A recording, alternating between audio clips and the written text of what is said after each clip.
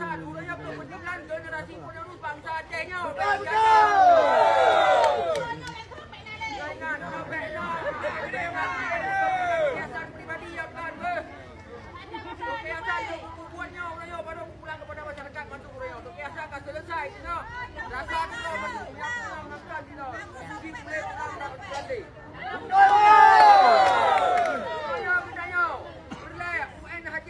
Pihak yang bertanggungjawab antara desa Kuleh.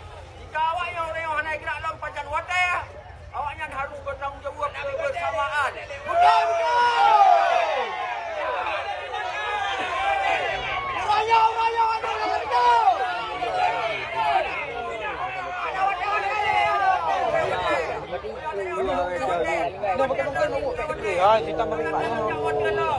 Pihak orangnya tidak sosial. Buat orang PJ Bupati yang UNHCR harus bertanggung jawab. Mereka ditinggal di sini. Betul, betul. Kepentingan bangsa. Kepentingan pribadi kebiasaannya.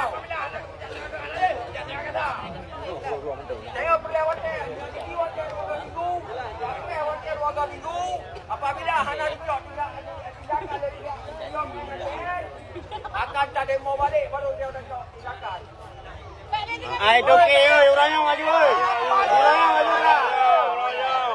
Orangnya gerak. Buka tenda simpan ni le. Oh, tak pam oi, tak pam je le.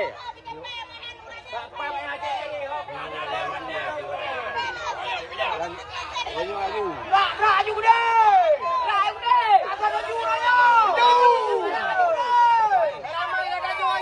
Pihak UNHCR dan yang wadah kabeh untuk sebulan, pajan awaknya dipindah daripada bumi Aceh. Karena kita yang orang Aceh tidak menerima mereka di sini kena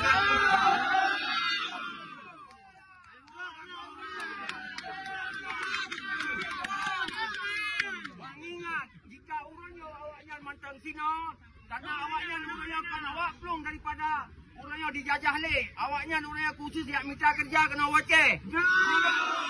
Minta kerja awaknya, kita bangsa Aceh akan hancur awaknya.